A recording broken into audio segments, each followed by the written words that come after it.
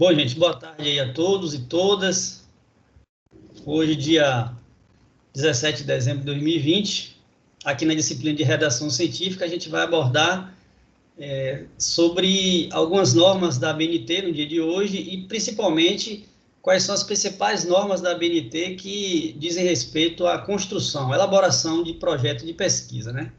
Então, essa aula ela está sendo gravada, como vocês sabem, vai estar disponível aqui ao final da exposição do conteúdo no YouTube. Vocês podem acessar aí ao tempo que vocês acharem conveniente para revisar os conteúdos. Como vocês já sabem também, né, à medida que eu for expondo o conteúdo aqui, podem me interromper e fazer perguntas, não fiquem com dúvida, né? Então, hoje, como eu já disse, o assunto é elaboração de projeto de pesquisa. Qual o objetivo da nossa aula de hoje? Conhecer normas da ABNT, Associação Brasileira de Normas Técnicas, né, para elaborar projetos de pesquisa que certamente vocês podem desenvolver durante o curso de vocês, para, por exemplo, desenvolver alguma atividade nas diferentes áreas que o curso de agropecuária tem, com a possibilidade, inclusive, de obter bolsa, né, se forem contemplados em algum edital. Então, o que é que você, estudante, ganha com a aula de hoje? Vocês vão compreender quais são os elementos pré-textuais, os elementos textuais e os elementos pós-textuais que fazem parte de um projeto de pesquisa, para que vocês entendam quais os tópicos que fazem parte desses diferentes elementos, para facilitar a escrita de vocês. Vamos lá. Bom, antes da gente, de fato, falar desses tópicos e dos elementos pré-textuais e textuais, eu deixo aqui algumas dicas que podem servir de norte para que vocês comecem a pensar na pesquisa ou desenvolver, de fato, o projeto de vocês. Então, algumas perguntas para a pesquisa que vocês, porventura, venham desenvolver, né? Então, o que é que vocês pretendem desenvolver? E aí, para não ficar só no campo assim, da abstração, vamos tentar colocar alguns exemplos aqui. Por exemplo, eu vi que Marcelo está presente aí, né, Marcelo? Marcelo, Graziele, Mariana, Givaldo e Eliane. Marcelo, vamos colocar você aqui como exemplo. Dê um exemplo aí de uma pesquisa que você pode se identificar no curso, de uma área que você já gosta. A gente pode responder algumas dessas perguntas a partir do seu interesse. Você me escuta aí, Marcelo?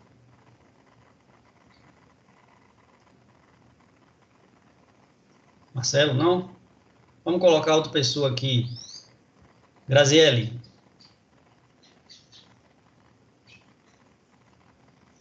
Graziele. Oi, professor. Pronto. Dê um exemplo de uma área aí na agropecuária que você se identifica, para a gente dar um exemplo aqui. Zootecnia. Zootecnia. Então, vamos pensar no seguinte. O que seria o título da sua pesquisa? Utilização, algo aleatório que eu pensei aqui agora, tá, gente? Mas só para vocês conseguirem materializar aqui o conteúdo. Utilização de soro de leite na complementação da alimentação de suínos. Então, a gente poderia pensar nesse título como um projeto da sua pesquisa. Utilização de soro de leite misturado ou como forma de complementação para a ração de suínos e observar, consequentemente, aí o ganho de peso, né? A segunda pergunta que vocês podem fazer é por quê? Por que você está investigando essa temática? Quais são, ou seja, a gente está falando aí dos objetivos da sua pesquisa, né? Geralmente, a pesquisa, ela tem a finalidade de resolver algum problema.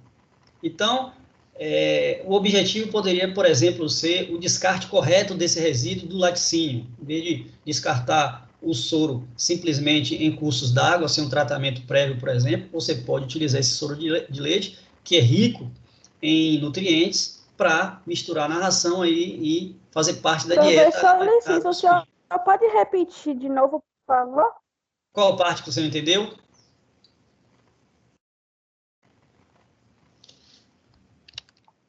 Quase tudo dessa parte aí. Por quê? Porque a internet daqui começou a travar. Tá, vamos lá. Porque geralmente está associado aos objetivos da sua pesquisa. Então, o que é que eu disse? Qual a finalidade? Por que que você está utilizando o soro de leite? Aí eu dei alguns exemplos aqui. Pode ser por uma razão de redução do impacto ambiental, ou seja, porque você não vai descartar o soro de leite oriundo da indústria de laticínio de qualquer forma. Então, você pode reaproveitar. Porque você pode tentar baratear o custo da dieta, né, da ração. Então, aí você vai colocar quais são os seus objetivos. O objetivo da pesquisa, o objetivo principal e os objetivos secundários. E isso, naturalmente, vai estar inserido em um tópico que a gente conhece como introdução, a parte introdutória, onde, naturalmente, aí já estou respondendo a terceira pergunta, né? Para quem que você está escrevendo esse projeto? Qual o leitor que vai se interessar pelo seu projeto? Aquele leitor que tem alguma afinidade com a suinocultura ou com o descarte correto de resíduos ou com o aproveitamento do soro de leite. Então, isso tudo está na sua introdução. Então, a quarta pergunta seria, onde é que você vai desenvolver o projeto? Com o quê? Com quem? Quando? Ou seja, qual o período do ano? Como que você vai fazer isso? Então, tudo isso aí está em um tópico ou em uma parte do projeto de pesquisa conhecido como desenvolvimento propriamente dito da pesquisa. Quais são os materiais que você vai utilizar, se existem algumas fórmulas, se você precisa de equipamentos específicos, laboratórios, ou se é desenvolvido no campo, enfim, se há parceria com alguns órgãos de pesquisa, ou proprietários, vizinhos, né? Enfim. O que é que significa também aquele seu projeto, onde você pode utilizar referências bibliográficas, ou seja, leitura, o que é que você está lendo, livros, artigos científicos, para embasar o seu projeto. E, a partir do desenvolvimento da sua pesquisa, né, o que é que você espera? Quais são os resultados esperados? E quais são as possíveis conclusões que você vai chegar? Aí eu falei da pergunta 6, né? Qual a conclusão? E o 7, como eu já disse aqui, já até antecipei, né? Quem foi que disse aquelas informações? Aquilo que você escreveu, você leu onde? Quais são as referências bibliográficas que facilitaram aquela escrita? Então, aquilo que você escreve a partir de uma leitura em livro ou artigo científico, a partir de uma fonte de pesquisa, você precisa citar essa fonte, senão é considerado como plágio, uma cópia, né? E isso não é interessante de observar, não é legal. E, por fim, qual é o tempo que vai ser necessário para você desenvolver a sua pesquisa? Aí a gente está falando do cronograma, que envolve uma tabela onde você vai listar quais são as etapas do projeto e qual o tempo que você vai precisar para realizar cada uma dessas etapas. Por enquanto, tudo tranquilo? Podemos seguir?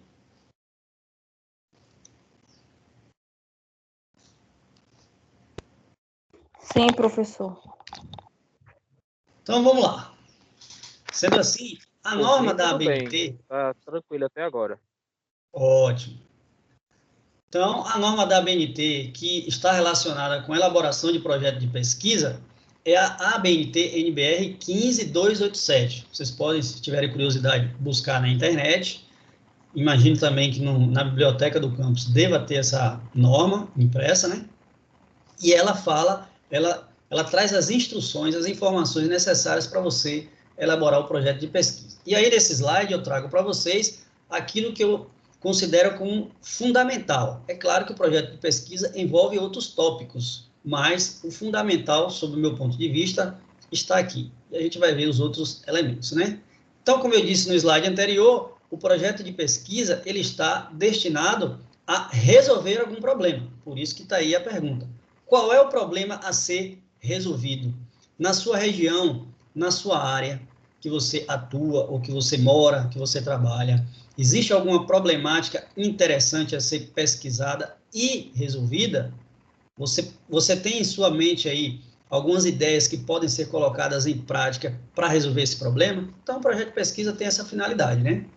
E aí ele é composto de elementos pré-textuais, textuais e pós-textuais, que hoje vocês vão identificar quais são esses elementos.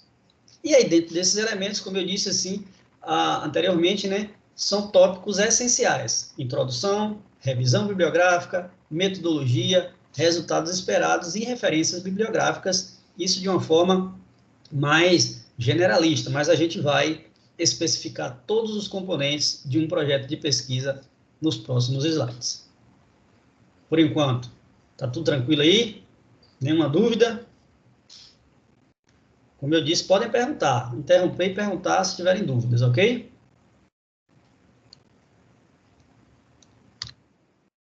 Vamos lá. Antes da gente abordar as especificidades do projeto, eu deixo aqui o link, né, de um vídeo que vocês podem acessar para depois também materializar essas informações que julgo serem interessantes para vocês consolidarem o conhecimento aí. Essas informações estão sendo passadas. Mas, como o vídeo vai ficar disponível, depois vocês podem ter acesso com mais calma a esse link aí. Vamos lá. Então, o projeto de pesquisa, ele compreende uma estrutura que a gente chama de estrutura externa e estrutura interna. A estrutura externa, ela é composta inicialmente pela capa, como vocês podem imaginar, a capa do trabalho de vocês, né? A capa do projeto de pesquisa, onde devem constar. Eu vou daqui a pouco mostrar um exemplo, tá? O nome da entidade a que se destina o trabalho, no nosso caso aqui, exemplificando o Instituto Federal Baiano, campus Uruçuca. Aí você vai indicar o nome da instituição, do campus e do curso. Como vocês observam em letras maiúsculas, tamanho da fonte é 14, no centro da página e no topo, né? Imediatamente abaixo da margem superior. E aí, vocês vão observar que no projeto de pesquisa, assim como outros documentos acadêmicos, existem elementos, tópicos que são obrigatórios e opcionais. Os obrigatórios são aqueles que você não deve deixar de colocar. E os opcionais, é claro, você coloca se você tiver interesse. Não vai ser pontuado a menos, por exemplo, em função de você não colocar um elemento opcional. Os elementos opcionais, eles enriquecem o trabalho. Bom, lombada. A lombada, no caso do projeto de pesquisa, é um elemento opcional e ela geralmente ela é recomendada para trabalhos que são encadernados, trabalho de capa dura, por exemplo. Como eu disse, não é obrigatório. E aí, nessa imagem, observem que a lombada está relacionada, como vocês vão ver aqui nessa seta vermelha, ó, essa parte aqui do livro, ou caderno, ou projeto.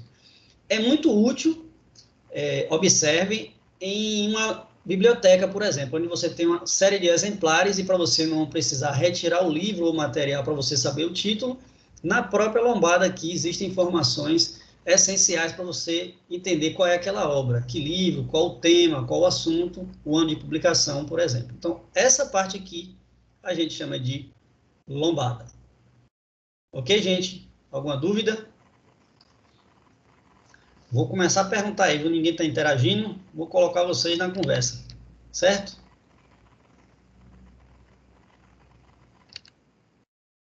Vamos. Eu estou ouvindo aqui, estou interagindo, estou só prestando atenção. Muito bem, qualquer dúvida, fique à vontade.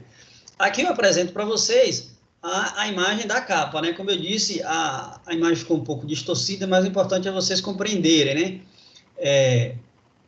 Primeiro, o logotipo da instituição, em seguida, o nome da instituição a que vocês estão destinados, o nome do trabalho, nesse caso aqui um exemplo de um estudante que fez análise do perfil consumidor de mel na cidade de Maracás, no Vale do Jiquiriçá, né? Então, o perfil do consumidor de mel da cidade de Maracás, Bahia, e dos apicultores da Associação Maracaense, enfim, de meliponicultura. No final da página, vocês vão colocar a cidade, o estado e, naturalmente, o ano de apresentação daquele projeto. Esse é o exemplo.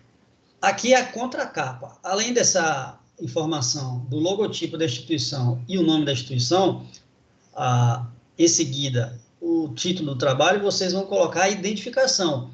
Qual é o autor ou os autores. Então, observe aqui que está relacionado o nome do autor e dois coautores. E aí, o primeiro aqui, vocês vão observar que há uma referência, né? Estudante do curso de zootecnia. A segunda autora aqui é a professora Renata, docente do campus, e o outro colega aqui, Wesley, que naturalmente auxiliou na escrita do trabalho. Assim como também o nome da cidade e o estado. Isso é a contracapa. Então, a diferença da capa e contracapa é que aqui, neste caso, vocês vão observar o nome dos autores e coautores. Por enquanto, tudo tranquilo? Essa parte, gente... Sim, professor. Perfeito, muito bem. essa parte é uma parte mais tranquila mesmo, né? Vamos lá agora ao que a gente conhece como a parte interna do trabalho. E na parte interna, a gente vai ter essa subdivisão de elementos pré-textuais, textuais e pós-textuais. Aqui eu apresento para vocês, inicialmente, os elementos pré-textuais. Como vocês vão imaginar, esses elementos precedem a escrita propriamente dita, né? Então, os elementos pré-textuais, nós temos aí a composição da folha de rosto, que é um elemento, como eu já disse, obrigatório, e aí temos uma série de listas, né? Lista de ilustração, se você quiser colocar alguma ilustração, lista de tabelas, abreviaturas de siglas, lista de símbolos e por aí vai. Ao final também temos aí dessa parte de elementos pré-textuais o sumário. Portanto, nesse tópico aí, desse conjunto de elementos, desculpa, pré-textuais, nós temos dois itens que são obrigatórios, a folha de rosto e o sumário. Portanto, vocês não devem deixar de colocar. E agora vamos ver alguns exemplos. Então, esse é o exemplo da folha de rosto. Então, vocês observem lá o nome do estudante no topo da página, aqui, como vocês podem observar. Mais uma vez, o nome do projeto, o título da pesquisa, né? E aqui, gente, ó, recuado, observe aqui a informação. Trabalho ou projeto, aí vocês vão colocar a informação aqui para onde foi destinado esse projeto, né? Trabalho apresentado ao curso de agropecuária, por exemplo, do Instituto Federal de Ciência e Tecnologia, campus Uruçuca, como requisito parcial para a conclusão da disciplina de redação científica, por exemplo. E aí, aqui vocês iriam colocar o nome do professor, né? Ou seu professor orientador, ou, se não for uma disciplina que requer orientação, aqui você vai colocar o nome do professor que está ministrando a disciplina ou que solicitou o trabalho. Ao final, como sempre, o nome da cidade e o nome do campus, o ano, o nome da cidade e o ano. Vocês vão observar que tem alguns exemplos ou muitos elementos do campus Santo Inês, já comentei com vocês anteriormente, são exemplos do campus que eu vim removido para Uruçuca. Certamente, ano que vem, os exemplos serão aí do campus de vocês e espero que com o trabalho que vocês também já tenham desenvolvido. Ok, gente? Professor, a folha de rosto vem logo depois do contracapa, né? Isso, minha jovem. Eu estou apresentando aqui os itens que são sequência, ou seja, a sequência de tópicos e subtópicos, por exemplo, de elementos textuais e elementos pré-textuais, desculpa, assim como deve aparecer no projeto. Ok? Então, vamos lá. Em seguida, aí, né, da folha de rosto, a gente vai colocar o sumário. O que é o sumário? É onde está listado todos os tópicos que vão aparecer no seu projeto. Então, a gente tem um exemplo aqui, né? Em número 1, a introdução.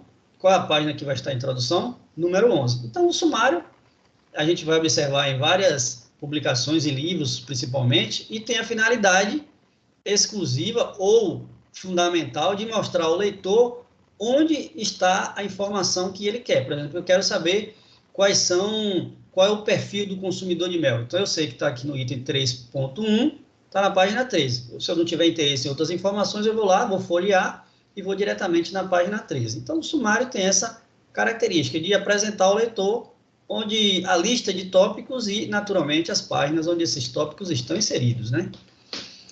Então, observa aqui... O professor... Pode falar. Professor, no caso aí, existe índice também, mas ele não se aplica ao trabalho científico. Qual é a diferença de sumário para índice, tecnicamente falando? Boa pergunta. Eu vou deixar você um pouco na curiosidade aí, mas ao final aqui da apresentação tem essa diferenciação. Parece que a gente combinou, viu? Sem problema. Estou aqui ouvindo tudo. Mas a gente tem sim essa diferença sim. Vamos lá.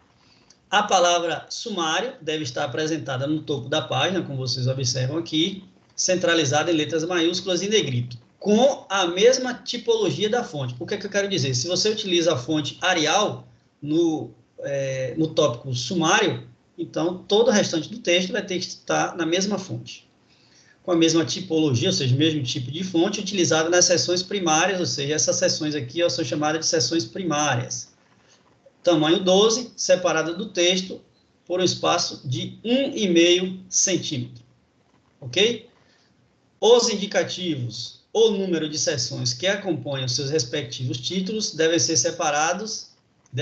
apresentados alinhados à margem esquerda da página, como vocês podem observar aqui, as seções primárias ou títulos principais. As secundárias têm um espaçamento, como vocês podem observar aqui, e não há necessidade de escrever tudo em maiúsculo, como vocês estão observando a diferença do tópico 3 para o 3.1, por exemplo. E aí, posso seguir? Ou alguém tem pergunta, dúvida? Fica à vontade para perguntar. Por mim, pode seguir, professor. Então, você é a representante, né? Vamos lá. Vamos falar aqui da parte dos elementos textuais. E aí é onde vocês vão gastar energia mesmo. Energia no sentido de escrever o projeto em si, né? Onde estão aí os principais tópicos. Os elementos textuais devem ser constituídos de uma parte introdutória, na qual devem ser expostos o tema, o problema a ser abordado e as hipóteses, quando couber, né? Bem como os objetivos do seu trabalho a serem atingidos e a justificativa para a execução daquele projeto. É necessário que sejam indicados o referencial teórico, ou seja, aquilo que você leu que embasa a escrita do seu projeto, e bem como as técnicas, métodos, equipamentos que você utilizou, ou seja, a metodologia para desenvolver aquela pesquisa. Por que metodologia? A escrita da metodologia é importante, de modo que aquele seu trabalho que vai ser impresso e vai ficar disponível em uma biblioteca, por exemplo, ele possa ser repetido por outros estudantes, outros colegas, outros pesquisadores. Então, uma metodologia bem escrita é aquela em que uma outra pessoa que não participou do seu trabalho, ela consegue reproduzir o seu trabalho apenas utilizando a sua metodologia. Ok?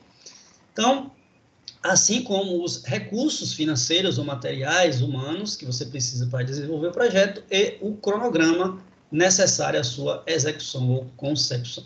Então, tudo isso aí cabe em elementos textuais, e aí a gente vai detalhar eles a partir desse momento. Bom, o que é uma introdução? Aqui eu cito um exemplo, né? E informo a vocês que é a parte inicial do projeto de pesquisa que vocês vão escrever ou desenvolver, onde o leitor ele tem o primeiro contato com o seu assunto, né? Então, vocês podem analisar aí que é um trabalho que destinou-se à pesquisa com produtos apícolas. Então, neste caso aqui, observe que essa introdução deve conter os elementos necessários para situar o tema e os principais objetivos de forma clara e concisa. Portanto, na sua introdução, para orientá-lo a escrevê-la. Então, naturalmente, vocês vão precisar pesquisar, ler sobre o tema, né? E aí, observe que tem algumas referências bibliográficas aqui na introdução. Observem aí, ó. Sobrenome é o pesquisador Araújo, publicou em 2015 essa informação. ABMEL, que é a Associação Brasileira de Mel. Paula, Zandonade e Silva. Enfim, uma série de referências bibliográficas que auxiliaram esse pesquisador aí, esse estudante, a escrever a introdução dele. Então, na introdução, você vai abordar qual que seria a sua temática do seu trabalho, qual é o tema, qual é o problema que você pretende resolver, o que desejo investigar, por que que eu estou fazendo isso, por que que eu estou investigando e como é que eu vou investigar. Então, na introdução, a gente aborda de uma forma bastante sintetizada, observe aí que a introdução tem no máximo 2 páginas, qual o assunto de uma forma generalizada, e depois você vai contextualizando mais para a sua região, para falar do assunto que você quer escrever ou da sua pesquisa que você pretende resolver aquele problema.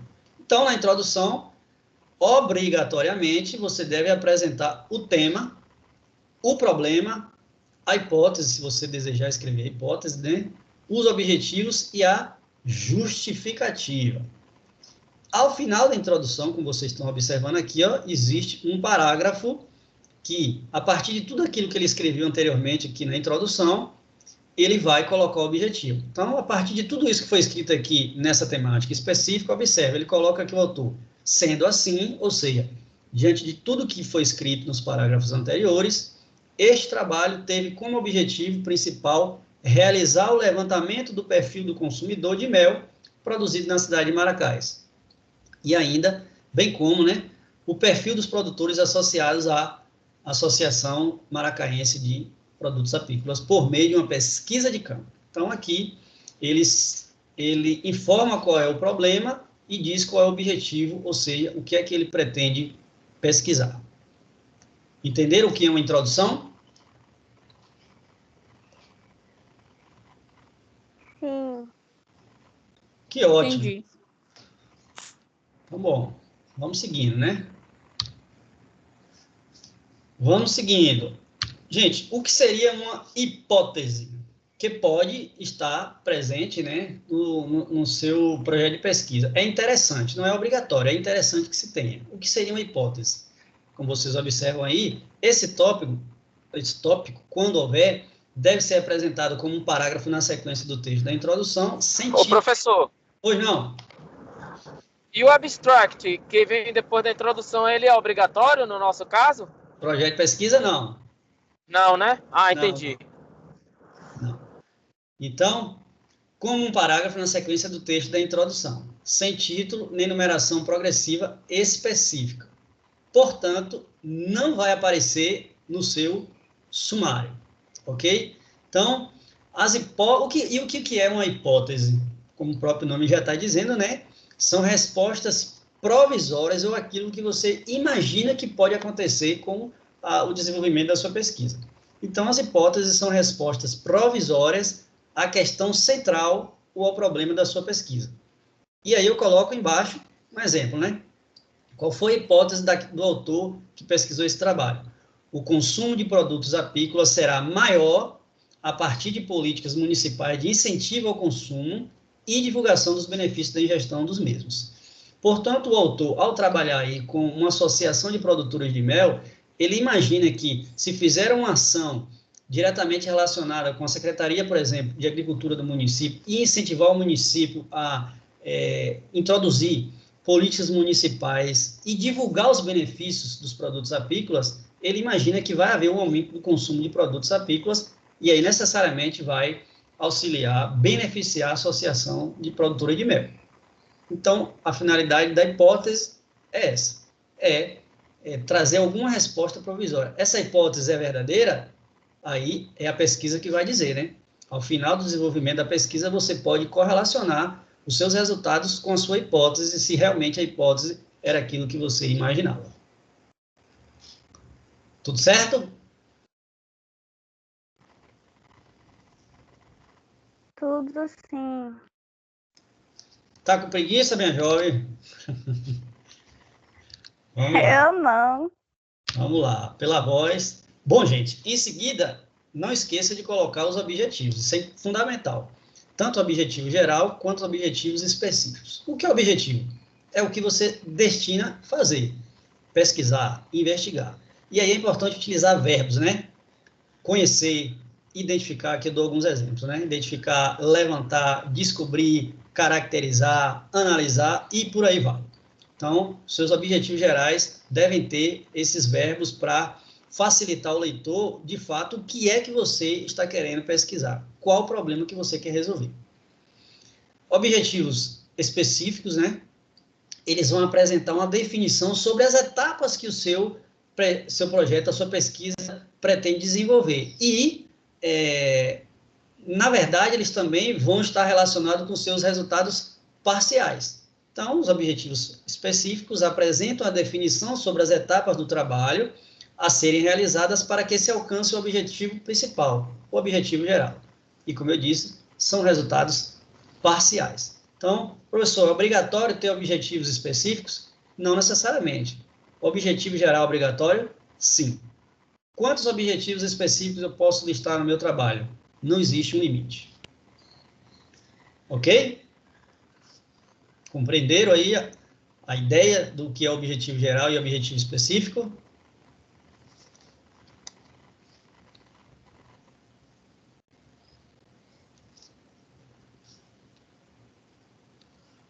Creio que sim, né? Gente, Tópico seguinte, justificativa. O que é justificativa? Imagina que eu sou um representante de uma empresa que financia, que dá fomento à pesquisa. E aí eu tenho um recurso para distribuir em uma instituição de ensino, como, por exemplo, o Campus Uruçuca. E aí eu preciso que vocês me apresentem justificativas, observem bem, para que serve uma justificativa, uma das funções da justificativa, né? Eu preciso que vocês me apresentem justificativas plausíveis e executáveis do ponto de vista de que eu possa empregar esse recurso financeiro e eu entenda que é uma aplicação que é promissora. Então, a justificativa, ela consiste numa exposição sucinta dos motivos de ordem teórica e prática que apontam para a importância do estudo. Então, na justificativa, você demonstra qual a importância do seu estudo. Como eu citei no início, um exemplo aqui de justificativa seria melhor aproveitamento do descarte oriundo das atividades de um laticínio, no sentido de utilizar esse descarte, né, o soro de leite, na formulação da ração de suínos, melhorando assim a ração, né, porque você vai fornecer uma dieta mais equilibrada e mais nutritiva, e você elimina impactos ambientais. Essa seria uma justificativa. Deve indicar o que o trabalho pode trazer, ou seja, possíveis respostas ou soluções para problemas gerais e importância geral do tema. Deve também indicar a importância do tema num contexto específico. Portanto, a justificativa tem essa finalidade, né? Apontar a importância da sua pesquisa, do seu estudo. Entendido? Entendi. Entendeu, Mariana? Graziele, sim. Todo mundo entendeu? Sim. Bom, vamos seguir aqui. Bom, gente, em seguida a gente entra num tópico conhecido como referencial teórico. E o que é o referencial teórico? É tudo aquilo que você vai se dedicar a ler, a pesquisar, para escrever e colocar no seu trabalho, para embasar a realidade ou a importância do seu estudo. Então, se a gente vai falar, por exemplo, aí do aproveitamento de resíduos da agroindústria de laticínio, é importante que no referencial teórico a gente escreva sobre os resíduos produzidos pela indústria de laticínio, impactos ambientais, dieta de suínos, valor nutritivo do soro de leite e a importância da introdução desse soro de leite na ração. Então, tudo isso aí poderiam ser assuntos na sua abordagem. Então, o referencial teórico está relacionado com o que já foi escrito sobre o tema. Então, a literatura indicada deverá ser condizente com o problema em estudo. E, geralmente, eu já disse aqui que o projeto de pesquisa tem a finalidade de resolver um problema. Então, o desenvolvimento de um projeto ele não pode ser, por exemplo, para trazer uma solução que já existe. Então, não tem sentido você gastar dinheiro, investir o seu tempo e recurso financeiro, recurso material da instituição, seja ela qual for, para pesquisar um tema onde a gente já tem as respostas. Então, e como não foi você que escreveu essas informações, você tem que dar a devida, você tem que colocar o devido registro, o devido referencial da pessoa, do autor ou autores e autoras que escreveram essa informação. Então, você aponta alguns dos autores que serão consultados. E aí serve a referência como livro, artigo científico, revistas, material disponível na internet, ou seja, online, desde que você, depois, ao final, faça a devida citação. A referência correta. Demonstra também, no referencial teórico, entendimento da literatura existente sobre o tema. Aí você deve citar literatura relevante e atualizada sobre o assunto a ser estudado. O que é que eu estou querendo dizer? Que existem, de fato, autores consagrados, trabalhos muito importantes do ano de 1950, por exemplo, no tema que você vai pesquisar. Mas, de fato, é fundamental você colocar aquele assunto, aquela referência, ou já existe uma temática mais atualizada e que tem mais coerência com o que você está estudando. Então, o ideal é que você coloque sempre referências atualizadas. E o que seria uma referência atualizada? Como, por exemplo, 5 anos de publicação. Se nós estamos em 2020, então referência do ano 2015 até o ano 2020 seriam referências atualizadas. Não estou querendo dizer aqui que, em hipótese alguma, vocês devem citar literaturas mais antigas, do ano 1950, 60. Não é isso. Porque existem, de fato, referências que são muito importantes, que são citadas até hoje. Mas não deixar de colocar referências atualizadas. As citações devem especificar a fonte. O que é a fonte? É o material que você pesquisou. Fonte de pesquisa. E aí vocês têm que ter atenção a essas citações em documentos. Então, gente, eu dou um exemplo aqui, ó, de como se pode fazer uma citação.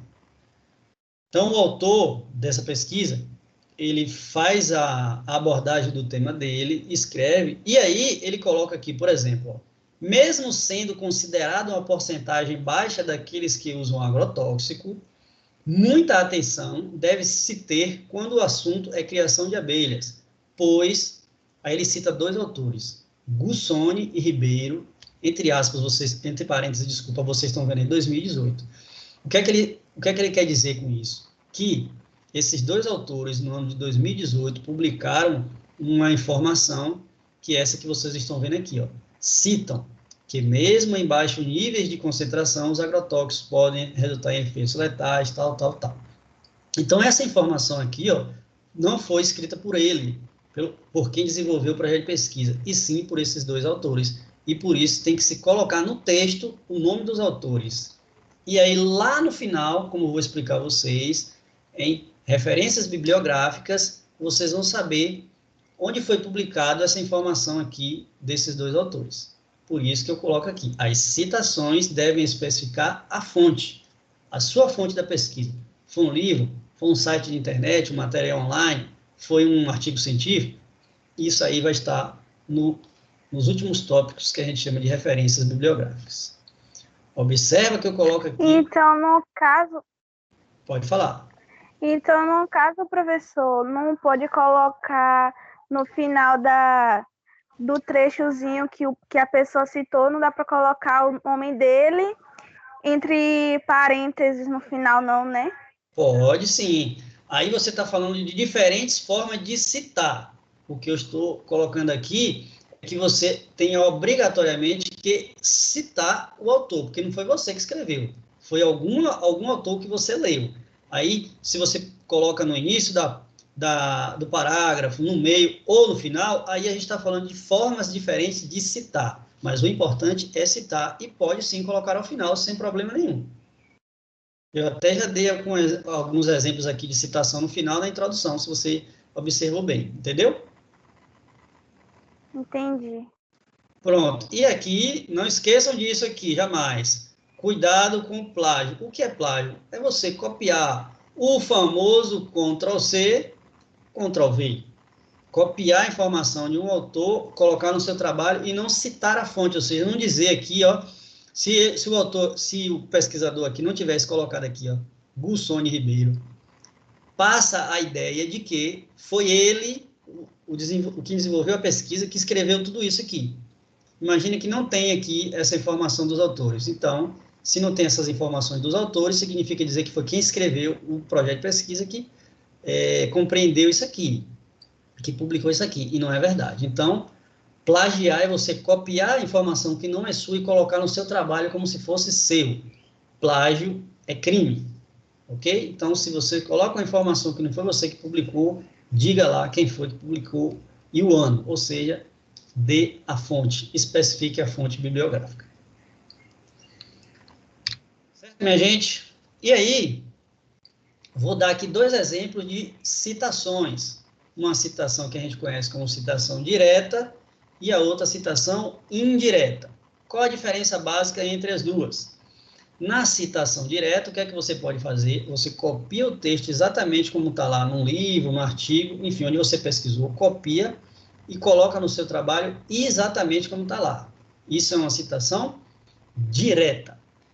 Bom, para que eu identifique que isso é uma citação direta, se você tem uma citação direta que tem, no máximo, 3 linhas, então você vai colocar entre aspas.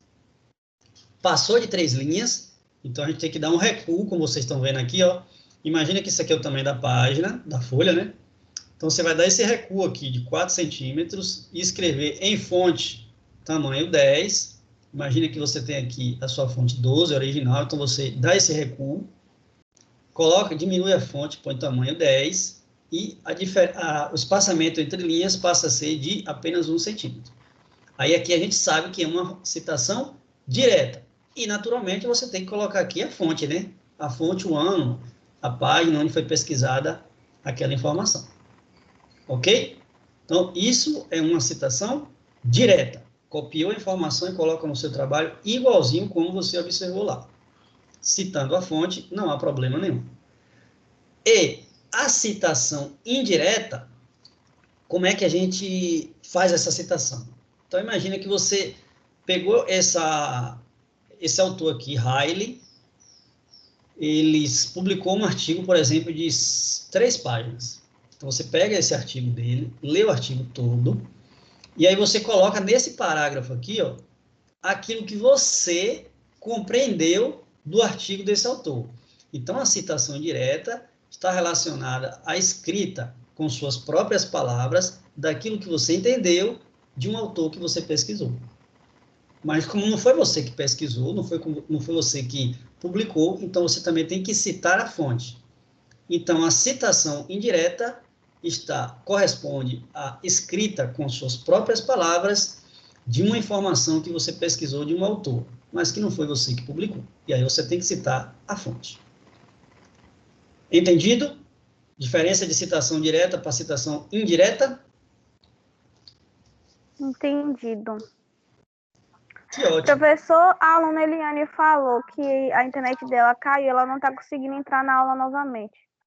Entendi. Infelizmente, essas coisas vão acontecer e é por isso que eu estou oportunizando aí a vocês a possibilidade de assistir a aula depois. E é por isso que ela está sendo gravada, né? Infelizmente, a gente vai lidar com isso, né? Mas vamos lá, então. Citação direta e indireta. Vamos para o próximo item, que é a metodologia. Metodologia, pode ser escrito assim, metodologia ou materiais e métodos. O importante é vocês entenderem que a metodologia, como está aqui em vermelho, é o caminho traçado para atingir os objetivos do projeto.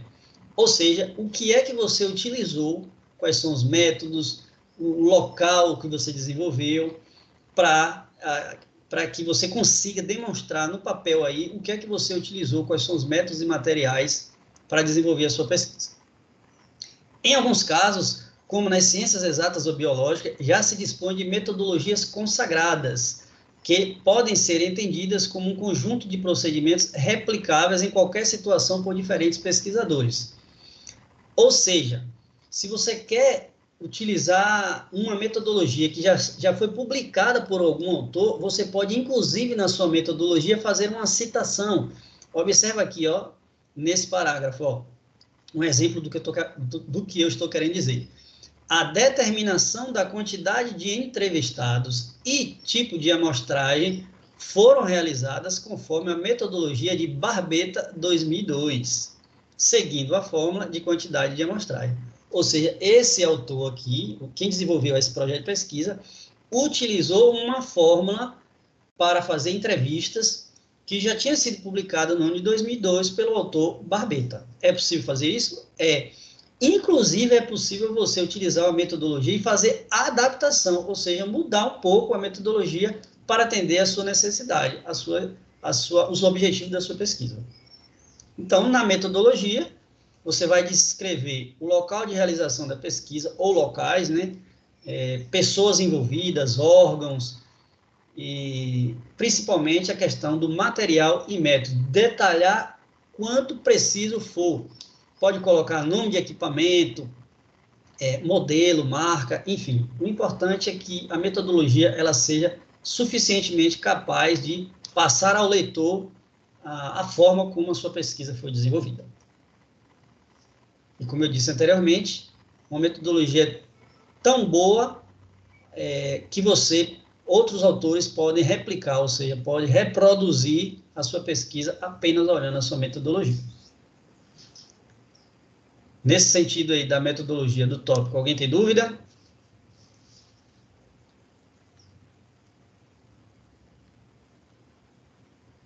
Eu não. Vamos, né, gente? Outro item importantíssimo, que pode, inclusive, inviabilizar a pesquisa de vocês. A gente está falando de recursos materiais, pessoais e financeiros, bem como o cronograma. Então, esse tópico responde às perguntas: quando eu vou executar e como?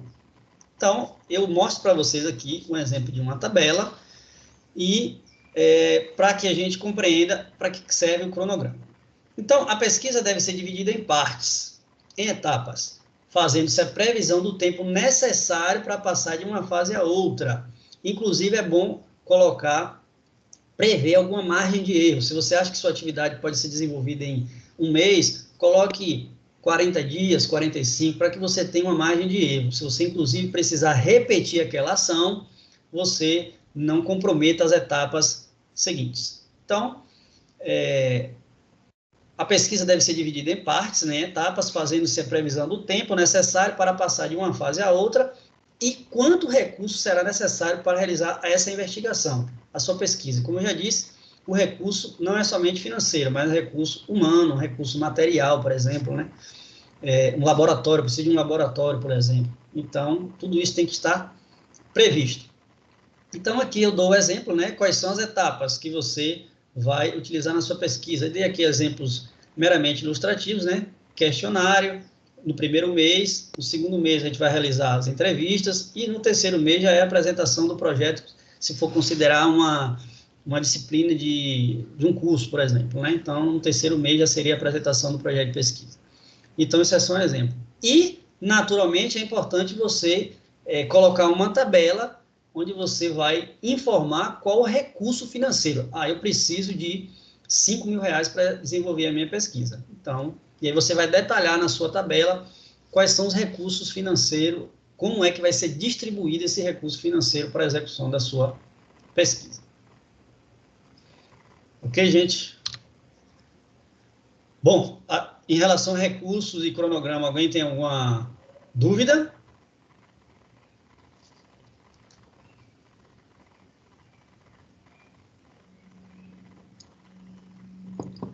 Nada? Quem cala consente, né? Marcelo, tudo tranquilo aí, Marcelo?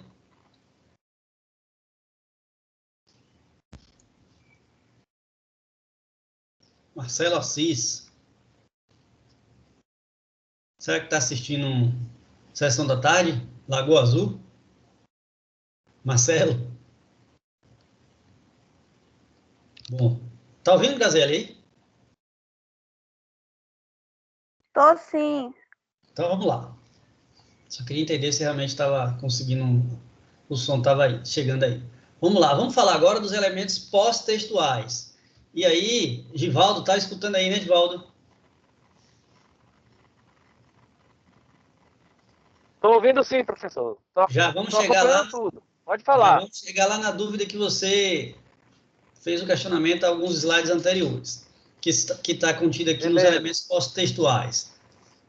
Então, aí temos um elemento que é obrigatório, que são as referências, ou seja, quais são as fontes de pesquisa que você utilizou para escrever seu texto, né? São referências bibliográficas, elemento obrigatório, e temos elementos opcionais, glossário, apêndice, anexo e índice. São elementos opcionais, mas que podem enriquecer o seu trabalho, e aí a gente vai detalhar o que é cada um desses termos, porque, de fato, os estudantes, as pessoas confundem muito, por exemplo, o que é um apêndice, o que é um anexo, o que é um sumário, do que é um índice, e por aí vai. Mas, a partir de hoje, vocês vão, possivelmente, sanar essas dúvidas. Vamos lá. Iniciando pelas referências bibliográficas. Eu só peço permissão a vocês aqui para voltar alguns slides e vocês entenderem por que eu coloquei essa seta aqui, ó. Essa seta azul está relacionada a esse autor aqui, Gussoni, ok? Então, observa que eu vou voltar alguns slides aqui para mostrar para vocês por que essa referência está aqui, ó. Observa.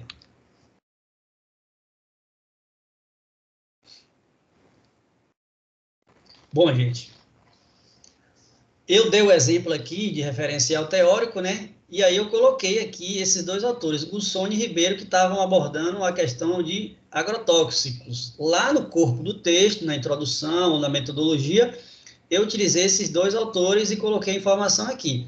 Aí, como eu disse, lá no final do texto, nas referências bibliográficas, que é o que eu estou fazendo aqui agora, eu vou mostrar onde é que está inserida essa informação, ou seja, qual foi a fonte da pesquisa que eu utilizei.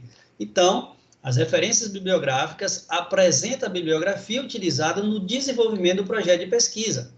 Ela é feita em ordem alfabética, como vocês podem ver aqui, e aí eu coloquei aqui, ó, o que é essa fonte de pesquisa? Então, os autores, o Wilson José Gussoni e Generosa Souza Ribeiro, publicaram a informação: abelhas versus agrotóxicos, informativos aos apicultores e meliponicultores. Publicaram essa informação em 2018, um informativo para os apicultores. Então, se eu quiser verificar maior conteúdo dessa informação que está relacionada com abelha e agrotóxico, eu posso, por exemplo, na internet, fazer uma pesquisa aqui com os nomes desses autores ou com o nome da fonte de pesquisa, que pode ser um informativo, um artigo de pesquisa, um link de internet ou um artigo científico. Que nesse caso aqui, o tema é informativo aos apicultores e meliponicultores. Portanto, no corpo do texto, você vai citar o sobrenome dos autores. E nas referências bibliográficas, você vai listar quais são os autores e mencionar que tipo de trabalho é esse, se é um informativo, se é um livro, se é um artigo de pesquisa, ou, por exemplo, se é um link de internet que você pesquisou, ou seja, um arquivo online. Compreendido aí o que são as referências bibliográficas de um projeto de pesquisa? Compreendido, professor. Que bom. Então, vamos lá. Vamos diferenciar o que são esses itens opcionais. O que é um glossário? Um glossário, ele é um elemento opcional e ele trata da relação de palavras que contém no seu trabalho. Então, eu dei o exemplo aqui. Apícola. O que é apícola? Produto de origem a partir da criação de abelhas e tal. Então, e lá eu vou colocar, por exemplo, a página. Onde é que eu encontro apícola? Posso encontrar apícola na página 15, 20, enfim. Mas essa informação já está mais detalhada em índice. O glossário, ele tem a finalidade, como vocês podem ver aqui, ó, trata-se da relação de palavras ou expressões técnicas de uso restrito ou de sentido obscuro, que possa trazer alguma dúvida, né? Utilizada no texto, acompanhada das respectivas definições. Portanto, eu imagino que a partir desse momento você já tem um pouco mais de clareza. O que é o glossário? É uma lista de palavras ou de expressões, por exemplo, podem ter expressões, onde você vai ter ali a definição. E aí você sabe o que é que significa aquilo. Se ficou alguma dúvida, ou se você quer saber de fato o que significa aquela informação, seja uma palavra ou expressão, procure o glossário. Então, caso você utilize o glossário, você tem que inserir essa expressão, né, a palavra glossário, em letra maiúscula, tamanho 12, em negrito e centralizado na sua página. Seguida, após um espaço em branco e o espaçamento de um e-mail da relação das palavras que devem estar aqui no glossário em ordem alfabética. Apícola, zootecnia e por aí vai. Então, o glossário tem essa finalidade, apresentar palavras ou expressões e, consequentemente, o sentido dessa palavra ou expressão. Isso é o glossário. Em seguida, nós temos o apêndice. Observa para não confundir apêndice com anexo. De forma bem objetiva, o que seria o apêndice? É aquilo que você, enquanto autor do seu projeto, você desenvolveu. Então, eu trago aqui mais um exemplo desse trabalho com o estudo do perfil de produtos apícolas, de consumidores apícolas, desculpa. Então, professor, pode falar. Está me ouvindo? Estou sim. Minha internet começou a ficar muito ruim aqui, eu não estou entendendo quase nada. Se chegar na parte da explicação que o senhor me falou, pode seguir, que eu assisto a aula depois, mas eu vou continuar aqui. Tranquilo. Tranquilo. Minha internet está falhando muito aqui. Espero que você consiga compreender aí. Vou falar até com de forma mais pausada. Então, o apêndice é um item também opcional e que ele significa, falando aqui de forma bem objetiva, que é um documento, um texto que você, enquanto autor, escreveu, desenvolveu durante a sua pesquisa, mas que você não quer inserir ali no corpo do texto. Então, por exemplo, você faz um questionário, e aí você cita no corpo do seu texto. Foi elaborado um questionário, e aí você coloca esse questionário no final do seu trabalho como um apêndice. Então, o apêndice é um texto ou documento que foi elaborado pelo autor com a finalidade de complementar sua argumentação.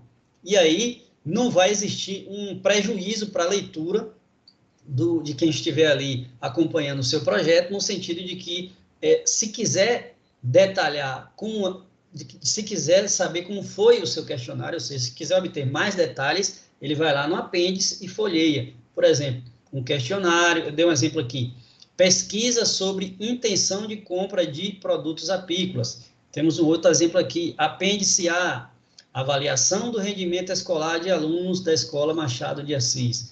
Então, no corpo do texto você só cita, por exemplo, que teve um questionário, e lá no final, o apêndice vai estar o seu questionário com todas as perguntas, todas as respostas, enfim, para que isso não fique no corpo do seu texto e possa comprometer o entendimento.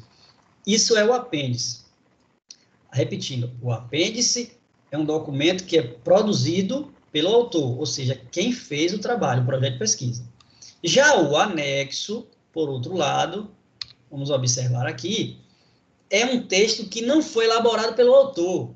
Exemplo, você cita no corpo do seu texto, da sua pesquisa, a Constituição Federal. Então, você vai e coloca anexo A, anexo B, enfim. Aí você vai, imprime e coloca a Constituição Federal. Você quer citar uma lei, por exemplo, no corpo do seu texto, segundo a lei que preconiza os impactos ambientais, por exemplo, aí você coloca entre parênteses, anexo A. O que é o anexo A? Aí você vai e coloca lá a lei impressa, ou a Constituição Federal, enfim, o documento ou o texto que não foi você, enquanto autor, aquele que desenvolve a pesquisa, o projeto de pesquisa, que produziu. Portanto, o anexo é um elemento opcional que pode ser um texto ou documento que não foi elaborado por quem desenvolveu a pesquisa. Serve de fundamentação, comprovação ou ilustração. Pode ser qualquer tipo de material ilustrativo, né? Pode ser, por exemplo, uma tabela.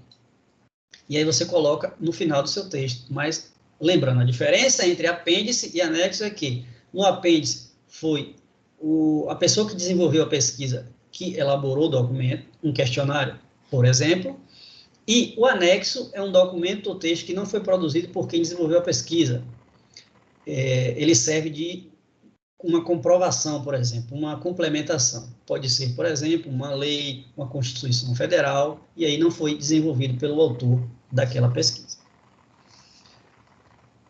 Gente, entenderam a diferença entre apêndice e anexo?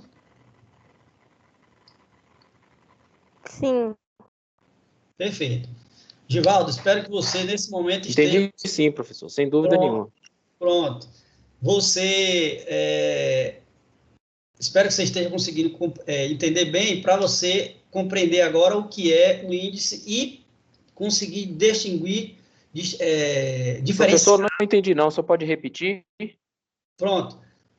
A partir desse momento, eu espero que a sua conexão não esteja tão ruim para você conseguir entender o que é o índice e diferenciar o índice de sumário. O que é o índice? Primeiro, você já sabe que é um elemento opcional e consiste numa relação de palavras que vai remeter a informações que tem no texto. Veja bem, o que é o glossário? O glossário é um conjunto de palavras ou expressões e, consequentemente, o significado daquela palavra. Eu dei um exemplo. Se eu quiser colocar, por exemplo, ABNT no glossário, aí eu vou lá e escrevo ABNT, Associação Brasileira de Normas Técnicas, ok? Isso é o glossário, o nome da palavra ou expressão e o seu respectivo significado. O índice, eu vou listar as palavras, por exemplo, eu coloco ali no índice apícola, e aí eu coloco onde está inserido a apícola. Então, você vai encontrar a palavra apícola na página 5, na página 10, na página 20 e por aí vai. Portanto, o índice é um elemento opcional e é uma relação de palavras ou frases ordenadas segundo determinado critério, ou seja, que localiza e remete para as informações contidas no texto.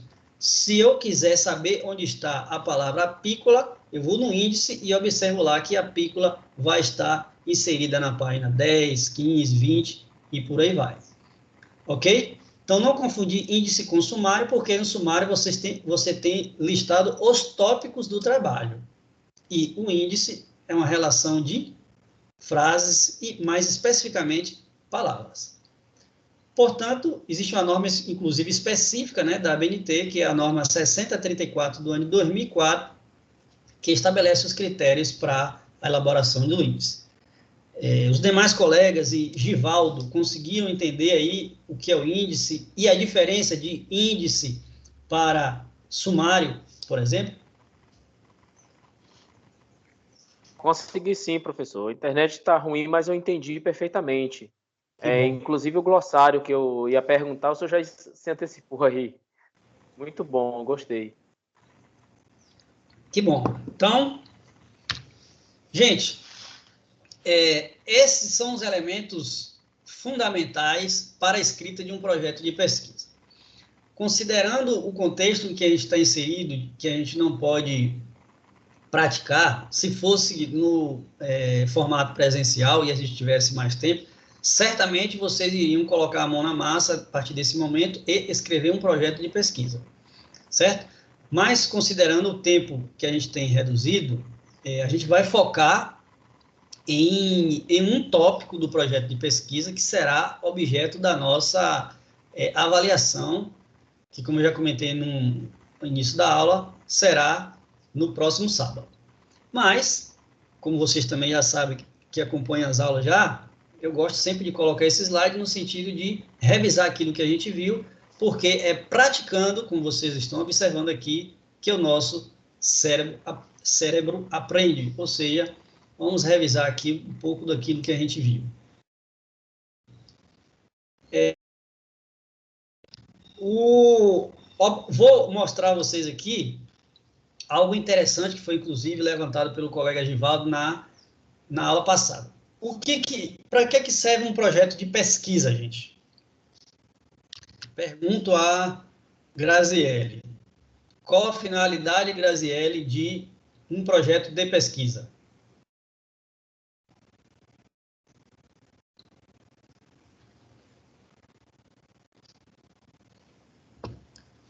Graziele?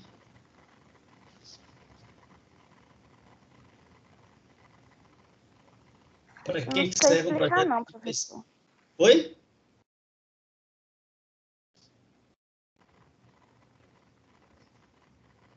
Graziele, por gentileza, eu não ouvi o que você falou, repita. Não sei explicar não, professor. Entendi. Mariana, você poderia dizer para que serve um projeto de pesquisa?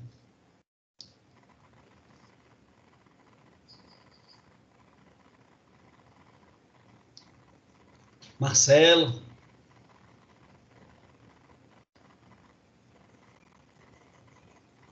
Ninguém?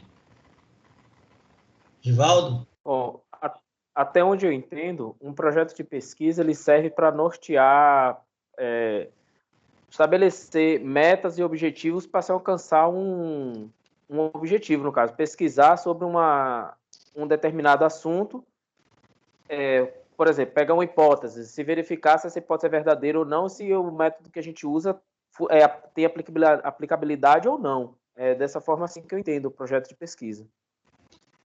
O projeto de pesquisa ele vai utilizar naturalmente diferentes metodologias, mas ele tem a finalidade de resolver um problema.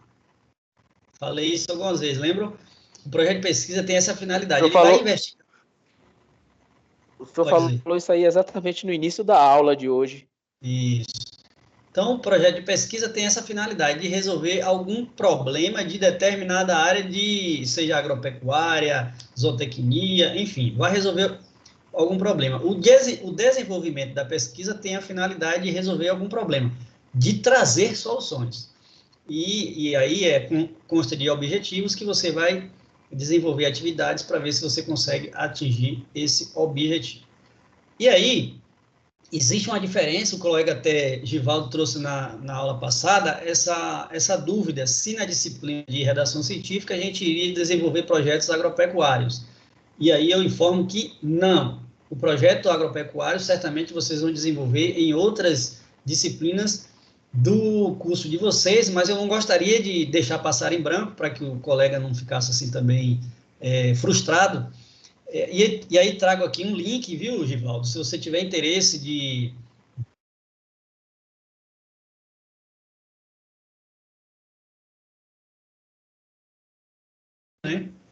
a aula vai ficar gravada, como você já sabe, se você depois quiser acessar esse link. E tem um arquivo já como modelo, que é esse que eu mostro a você aqui, que trata especificamente do projeto agropecuário, que, como você observa aí, tem um caráter técnico e prático, voltado para uma unidade de produção agrícola, seja uma fazenda, uma propriedade pequena, média ou grande, e pode, inclusive, facilitar o seu entendimento dos critérios que são analisados, por exemplo, por um banco para fazer o financiamento de uma propriedade. Então, se a título de curiosidade você quiser pegar essa planilha e preenchendo os seus dados aí, com todas as especificações da área onde vocês estão inseridos e que vocês desejam obter algum financiamento para investir na propriedade, né? Então, eu vou deixar essa planilha, que serve de modelo, se vocês quiserem.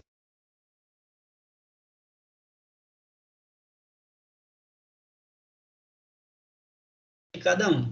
Além disso, podem também acessar esse link aí, que é interessante para esse entendimento de projetos agropecuários. Ok? Então, fica aí essa diferença entre um projeto agropecuário e um projeto de pesquisa, e com estímulo a vocês pesquisarem um pouco mais, eu vou deixar esse link para acesso. Ok, gente?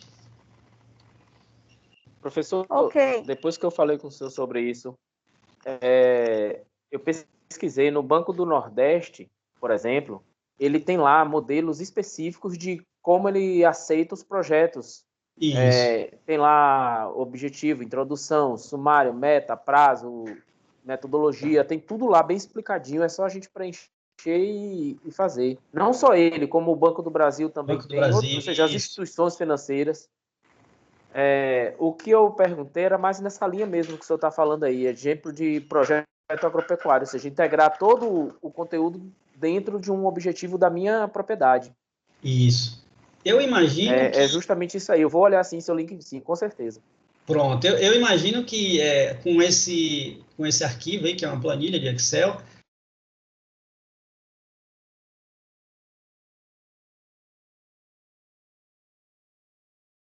ainda vai no segundo ou terceiro semestre abordar, porque projetos agropecuários são bem interessantes e vão fazer parte da vida de vocês.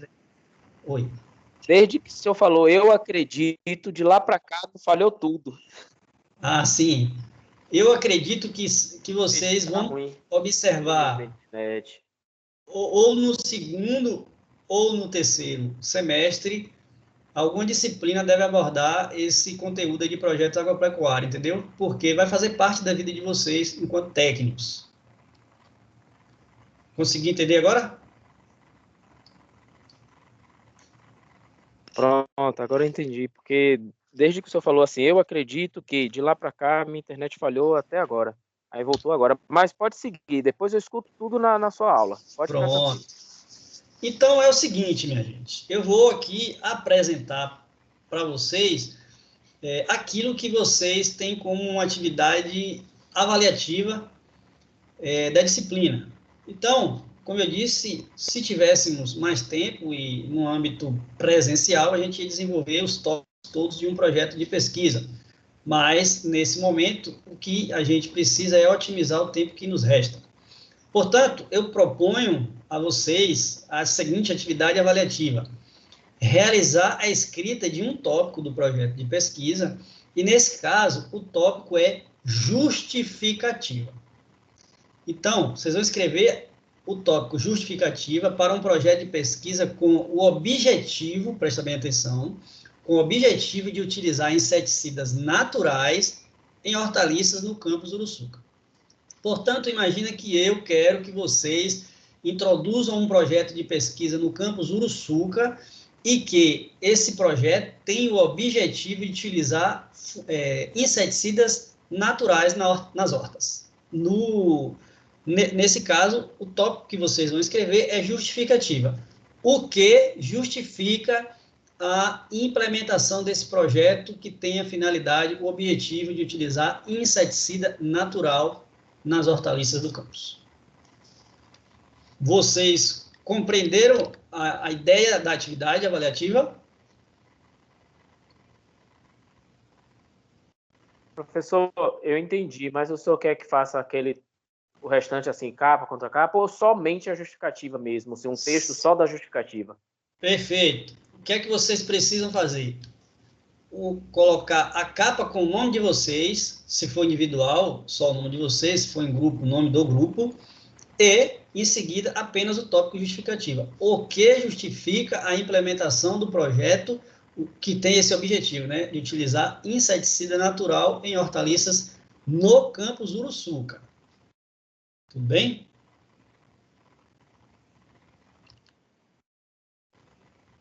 Todo mundo entendeu? No caso, isso aí a gente já tem que apresentar sábado agora, depois de amanhã, não é isso? Isso, exatamente. Aí são duas coisas diferentes, hein? Presta bem atenção. Primeiro, essa atividade é dividida em duas etapas. A primeira é vocês entregarem a justificativa escrita, pode ser escrita, manuscrita mesmo, desde que vocês encaminhem pelo Teams ou Moodle, e apresentar. No sábado, vocês irão apresentar essa justificativa, ou seja, vocês vão precisar falar sobre a justificativa, ou seja, sobre o projeto de vocês. São duas coisas, a parte escrita e a parte apresentada, certo? Professor, já tem um horário? Temos, sim. Bom, deixa eu só finalizar aqui essa aula, né? Vocês já sabem, a nossa gravação vai se encerrar aí nesse momento e vai estar disponível no YouTube para acessar em qualquer horário que vocês tenham dificuldade de acesso, por exemplo, agora, mas aí em horários oportunos vocês podem acessar a aula, o conteúdo dessa aula de hoje é 17 de dezembro. Então, eu vou finalizar aqui a gravação.